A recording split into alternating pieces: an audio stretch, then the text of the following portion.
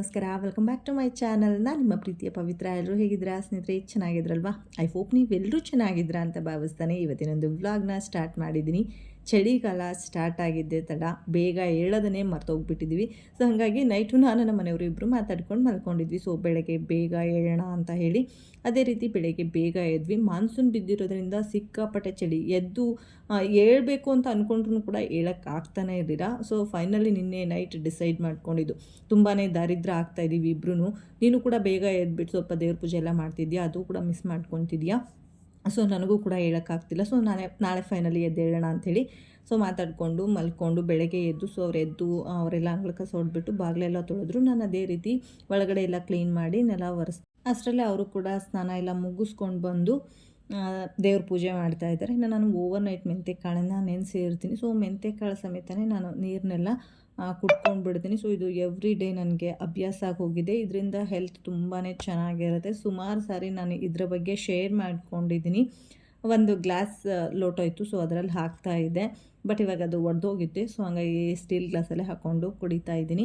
ಹಾಗೆ ನನ್ನ ಮಗನಿಗೆ ರಿವಿಸನ್ಸ್ ಎಲ್ಲ ಹಾಕಿರ್ತೀನಿ. ಅಂದರೆ ಯಾವುದು ಅವನಿಗೆ ಗೊತ್ತಿರೋದು 1 ಟೈಮ್ ಹಾಕ್ಕೊಡ್ತೀನಿ, ಅವನಿಗೆ ಗೊತ್ತಿಲ್ಲದೆ ಇರೋದನ್ನು 5 ಟೈಮ್ ಅನ್ನೋ ಥರ ಹಾಕ್ಕೊಡ್ತೀನಿ. ಸೊ ಅದರಿಂದ ಒಂದು ಸ್ಪೆಲ್ಲಿಂಗ್ ಹೇಳ್ತಾ ಬರ್ದ ಅಂತಂದರೆ ಆಟೋಮೆಟಿಕ್ ಅವನಿಗೆ ಅದೇ ಅಭ್ಯಾಸ ಆಗುತ್ತೆ. ಹಾಗೆ ಮಕ್ಕಳು ಸ್ವಲ್ಪ ಬೆಳಗ್ಗೆ ಬೇಗ ಎದ್ದು ಓದಿದ್ರೆ ಅದು ಮೈಂಡಲ್ಲಿ ಇರುತ್ತೆ ಅಂತ ಹೇಳಿ ಸ್ವಲ್ಪ ಬೇಗ ಎಬ್ಸ್ಕೊಂಡು ಅವನನ್ನು ಕೂಡ ಪಕ್ಕದಲ್ಲಿ ಕೂರಿಸ್ಕೊಂಡಿದ್ದೆ. ಹಾಗೆ ನಮ್ಮ ಮನೆಯವ್ರದ್ದು ಕೂಡ ಪೂಜೆ ಆಯಿತು. ಹಾಗೆ ಯಾಕೋ ಅವ್ರಿಗೆ ಸ್ವಲ್ಪ ಗ್ಯಾಸ್ಟ್ರಿಕ್ ಥರ ಆಗಿದೆ ಅಂತ ಹೇಳಿದ್ರು. ಹಾಗಾಗಿ ಅವ್ರಿಗೆ 1 ಕಪ್ ಬ್ಲ್ಯಾಕ್ ಟೀ ಮಾಡಿಕೊಟ್ಟೆ. ಅವ್ರಿಗೆ ಗ್ಯಾಸ್ಟ್ರಿಕ್ ಆದರೆ ಯಾವಾಗೂ ಬ್ಲ್ಯಾಕ್ ಟೀನ ಕುಡಿತಾರೆ. ನನಗೆ ಗ್ಯಾಸ್ಟ್ರಿಕ್ ಆದರೆ ನನಗೆ ಜೀರಾ ಟೀ ಮಾಡ್ಕೊಂಡು ಕುಡಿತೀನಿ. ನನಗೆ ಅದು ಬೆಸ್ಟ್ ಸೊಲ್ಯೂಷನು, ನಮ್ಮ ಮನೆಯವ್ರಿಗೆ ಇದು ಬೆಸ್ಟ್ ಸೊಲ್ಯೂಷನು. ಸೊ ಅವ್ರವ್ರ ಬಾಡಿ ಹೇಗೆ ಅವ್ರಿಗೆ ವರ್ಕ್ ಆಗುತ್ತೆ ಆ ಥರ ಮಾಡ್ಕೊತಾರೆ. ಹಾಗೆ ಮಗನಿಗೆ ಬಾದಾಮ್ ಅದನ್ನೆಲ್ಲ ನೆನೆಸಿದ್ದೆ. ಸೊ ಅದನ್ನೆಲ್ಲ ಮಕ್ಕಳಿಗೆ ಹಾಕ್ಕೊಟ್ಟು ಅವ್ರನ್ನ ತಿನ್ನಿಸಿ ಅವ್ರಿಗೆ ಸ್ಕೂಲಿಗೆ ರೆಡಿ ಮಾಡಿ ಎಲ್ಲ ಕಳಿಸಿ ಆಯಿತು. ಹಾಗೆ ನಂದು ಕೂಡ ಸಣ್ಣ ಪುಟ್ಟ ಕೆಲಸಗಳಿತ್ತು, ಅದನ್ನು ಮುಗಿಸ್ಕೊಂಡು ಬಟ್ಟೆನೆಲ್ಲ ನೆನೆಸ್ಕೊಂಡಿದ್ದೆ. ಅಷ್ಟರಲ್ಲೇ ನಮ್ಮ ಮನೆಯವರು ಕಾಂಕ್ರೀಟೆಲ್ಲ ತೊಗೊಂಡು ಬಂದಿದ್ದರು. ಸೊ ಕಾಂಕ್ರೀಟ್ ಎಲ್ಲ ಕಡೆಗೂ ಹಾಕಿಸ್ತಿದ್ದಾರೆ. ಇದು ಯಾಕೆ ಅಂತಂದರೆ, ನೀವು ರೀಸೆಂಟಾಗಿ ಒಂದು ವಿಡಿಯೋನ ಹಾಕಿದ್ದೆ ನೋಡಿದ್ರಿ ನೀವು, ಹಾವುಗಳ ಕಾಟ ಸ್ವಲ್ಪ ಜಾಸ್ತಿ ಆಗ್ತಾಯಿತ್ತು. ಮನೆ ಹತ್ತಿರ ತುಂಬಾ ಹೋಲ್ಗಳಿತ್ತು, ಅಂದರೆ ದೋರ ಅಂತ ಏನು ಕರಿತೀವಿ. ಸೊ ಆ ಥರದ್ದೆಲ್ಲ ದೋರಗಳು ಜಾಸ್ತಿ ಇತ್ತು. ಸೊ ಹಾಗಾಗಿ ಅವರು ಆ ಡೋರ್ಗಳನ್ನೆಲ್ಲ ಮುಚ್ಚಿದ್ರೆ ಸೊ ಹತ್ತಿರ ಎಲ್ಲ ಓಡಾಡಲ್ಲ. ಅನ್ನೋದು ಹಾವು ಬರೋದೇ ಇಲ್ಲ ಅಂತಲ್ಲ, ಸೊ ಹಾವು ಇರದೇ ಇರುವಂಥ ಜಾಗ ಯಾವುದೂ ಇಲ್ಲ. ಸೊ ಎಲ್ಲ ಕಡೆಗಳು ಹಾವು ಓಡಾಡತ್ತೆ. ಬಟ್ ಇಲ್ಲೇ ದೂರದಲ್ಲೇ ಸುಮಾರು ಟೈಮ್ ಅದಲ್ಲೇ ಇರೋದ್ರಿಂದ, ಬಟ್ ಅಲ್ಲಿ ಇರದೇ ಇರೋ ಥರನಾದರೂ ಆಗುತ್ತಲ್ಲ ಅನ್ನೋ ಒಂದು ಕಾರಣಕ್ಕೆ ಡೋರೆಲ್ಲ ಮುಚ್ಚಿ ಎಲ್ಲ ಕಾಂಕ್ರೀಟ್ ಹಾಕಿ ಹೋದರು. ಸೊ ಅದಾದಮೇಲೆ ನಾನು ಕೂಡ ಸ್ವಲ್ಪ ಎಳೆದೆ. ಅವ್ರು ಸ್ವಲ್ಪ ಎಳೆದ್ಬಿಟ್ಟು ಕೆಲಸ ಇದೆ ಅಂತ ಹೇಳಿಬಿಟ್ಟು ಹೋಗಿದ್ದರು. ಅದಾದಮೇಲೆ ಸ್ವಲ್ಪ ಹೊತ್ತು ಸ್ವಲ್ಪ ನೀರನ್ನ ಹಾಕ್ಕೊಂಡು ಅದನ್ನು ಸಮ ಮಾಡು ಅಂತ ಹೇಳಿದರು. ಅದೇ ಕೆಲಸನೇ ನಾನು ಮಾಡ್ತಾಯಿದ್ದೀನಿ.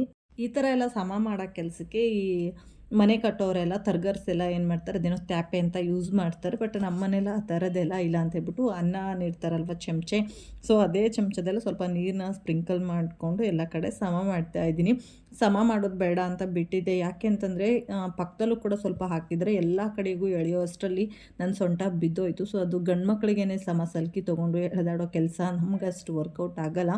ನನಗೆ ಸ್ವಲ್ಪ ಬ್ಯಾಕ್ ಪೇನ್ ಅನ್ನೋ ಥರನೇ ಆಗಿತ್ತು. ಹಾಗಾಗಿ ಬೇಡ ಅಂತ ಬಿಟ್ಟಿದ್ದೆ. ಎಲ್ಲೋ ಒಂದು ಸೈಡ್ ಮೂಲೆಯಲ್ಲಿ ಅಂದಿದ್ದೆ, ಅದು ತುಂಬಾ ಚೆನ್ನಾಗಿ ಕಾಣಿಸ್ತಾಯಿತ್ತು. ಸೊ ಮುಂದೆ ಎಲ್ಲ ಮಾಡಿದ್ರೆ ತುಂಬ ಚೆನ್ನಾಗಿ ಕಾಣಿಸುತ್ತಲ್ವ ಅಂಥೇಳಿ ಎದುರುಗಡೆ ಮಾತ್ರ ಮಾಡೋದಕ್ಕೆ ಸ್ಟಾರ್ಟ್ ಮಾಡಿದೆ.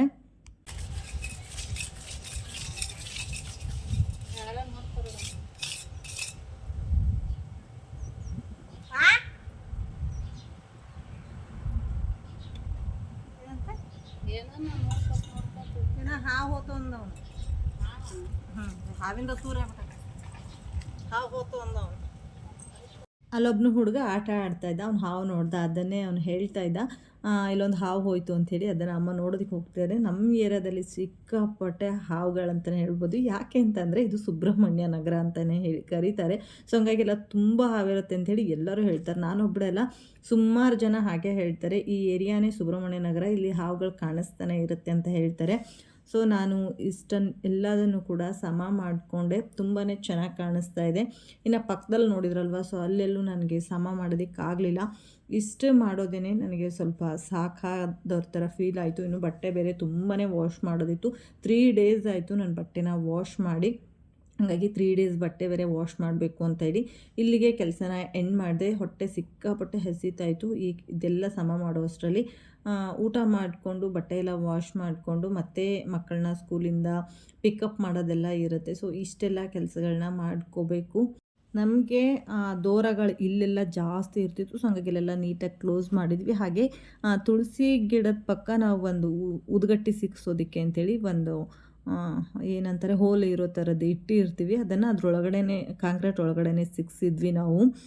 ಅದು ಪದೇ ಪದೇ ಗಾಳಿ ಬಂದರೆ ಬಿದ್ದೋಗ್ತಾಯಿತ್ತು. ಸೊ ಹಾಗಾಗಿ ನೋಡಿ ಇವಾಗೆಲ್ಲ ಎಷ್ಟು ಚೆನ್ನಾಗಿ ಕಾಣಿಸ್ತಾ ಇದೆ. ಎಲ್ಲದನ್ನು ಕೂಡ ಮಾಡಲಿಲ್ಲ, ಎದುರುಗಡೆ ಮಾತ್ರ ಸ್ವಲ್ಪ ಸಮ ಮಾಡ್ಕೊಂಡಿದ್ದೀನಿ, ಪೂರ್ತಿ ಆಗೋದಿಲ್ಲ ಅಂಥೇಳಿ. ನಾ ಬಟ್ಟೆ ಎಲ್ಲ ವಾಶ್ ಮಾಡ್ಕೊಂಡು ಬಂದು ಮಕ್ಕಳನ್ನ ಸ್ಕೂಲಿಂದ ಪಿಕಪ್ ಮಾಡಿ ಅವನಿಗೆ ಆಲ್ರೆಡಿ ಮತ್ತು ರಿವಿಷನ್ಸ್ನ ಪ್ರಾಕ್ಟೀಸ್ ಮಾಡಿಸ್ತಾ ಇದ್ದೀನಿ. ಸೊ ಸ್ಕೂಲಿಂದ ಬಂದ ತಕ್ಷಣ ಒಂದು ಸ್ವಲ್ಪ ಹೊತ್ತು ಆಡೋದಕ್ಕೆ ಬಿಡ್ತೀನಿ. ಅದಾದಮೇಲೆ ಮತ್ತೆ ನಾನು ಅವ್ರಿಗೆ ರಿವಿಷನ್ಸ್ನ ಪ್ರಾಕ್ಟೀಸ್ ಮಾಡಿಸ್ತೀನಿ.